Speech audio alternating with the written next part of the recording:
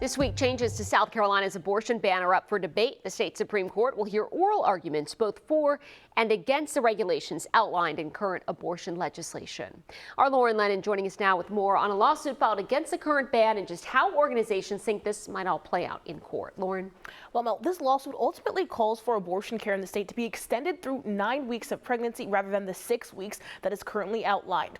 Excerpts of the lawsuit read that South Carolina's Senate Bill 474, quote, bans abortion once a so-called fetal heartbeat can be detected and defines fetal heartbeat as cardiac activity or the steady and repetitive rhythmic contraction of the fetal heart within the gestational sac. However, plaintiffs of the lawsuit claim at 6 weeks since a patient's last menstrual period, there is no detectable sound that can be heard by a medical provider or pregnant patient.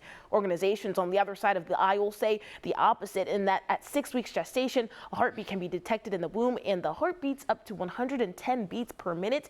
And ahead of tomorrow's hearing, they're confident in the outcome.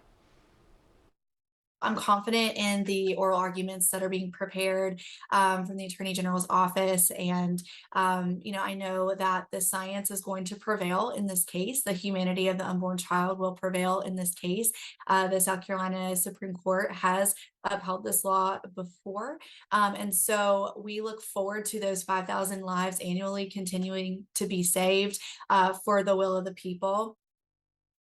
Honors also congratulate South Carolina on its bold leadership on this issue. Now, we did reach out to Planned Parenthood South Atlantic for a comment ahead of tomorrow's hearing. They said they can't comment at this time, but will make a statement after tomorrow's oral arguments, which will start at 10:30 a.m. Working for you, Lauren Lennon, News 4.